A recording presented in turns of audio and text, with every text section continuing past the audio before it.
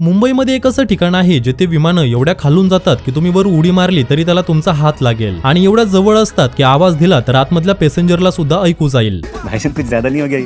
तर नमस्कार मंडळी, मी नगरचा विशाल आज बनणार आहे मुंबईचा विशाल. TCL कंपनीने एका इव्हेंटसाठी आपल्याला मुंबईमध्ये इन्व्हाइट केलं होतं, त्यामुळे मी आणि माझे काही क्रिएटर फ्रेंड्स अशा सुंदर वातावरणाचा आनंद घेत मुंबईकडे निघालो. पण मुंबईत पोहोचायच्या आधी म्हटलं लोणावळ्याच्या फूड कोर्ट मधून थोडासा नाश्ता करून घेऊ, त्यामुळे मस्त श्री दत्ताच्या उपमावरती ताव मारला आणि 1 तासाच्या प्रवासानंतर आम्ही मुंबईमधील आमच्या नोव्होटेल हॉटेलमध्ये पोहोचलो जिथे TCLचा इव्हेंट होता. त्यानंतर आपलं रजिस्ट्रेशन करून घेतलं. आम्हाला TCL कंपनीचा एक प्रमोशनल व्हिडिओ बनवायचा होता, त्यामुळे आम्ही गेलो की आमच्या शूटिंगच्या कामाला लागलो. TCLने त्यांच्या सगळ्या टीव्हीज येथे खोलून ठेवल्या होत्या जेणेकरून टीव्हीच्या मागे काय टेक्नॉलॉजी काम करते हे आम्हाला बारकाईने पाहता येईल. एका क्वेश्चनचं बरोबर आन्सर दिल्यामुळे त्यांनी आपल्याला हे छोटंसं गिफ्ट सुद्धा दिलं. हे हॉटेल एअरपोर्टच्या जवळ असल्यामुळे दर 2 मिनिटाला आमच्या समोरून एक ना एक विमान जायचं. आता एअरपोर्टच्या एवढ्या जवळ आलतो तर माझा मित्र म्हटला चल तुला आणखी एक भन्नाट जागा दाखवतो. त्यानंतर इव्हेंट आटपून रिक्षामध्ये बसून आम्ही अशा एरियामध्ये पोहोचलो जिथून चालायची पण भीती वाटत होती आणि 5 मिनिटात आम्ही अशा लोकेशनला पोहोचलो जिथून विमानं अवघ्या 100 मीटरच्या अंतरावरती होते. मी एवढ्या वेळेस विमानात बसलोय पण विमान पाहण्याचा नाद काही कमी होत नाही. त्यात माझी ड्रीम एअरलाईन एमिरेट्सचं विमान चाललं होतं. एक दिवस याच विमानाच्या फर्स्ट क्लासमध्ये बसून अख्खं जग फिरायचंय. त्यानंतर बराच वेळ विमानं पाहिल्यानंतर मित्र म्हटला चल तुला यापेक्षाही भारी जागा दाखवतो आणि तेथे लिटरली माझ्या डोक्यावरून विमानं जात होती. जर तुम्हाला सुद्धा विमान पाहण्याचा शौक असेल तर तुम्ही येथे एकदा आलंच पाहिजे. लोकेशन आपल्या पिन कमेंट मध्ये आहे. पण त्यापूर्वी अशाच भन्नाट लोकेशन पाहण्यासाठी नगरच्या विशालला आताच फॉलो करून ठेवा.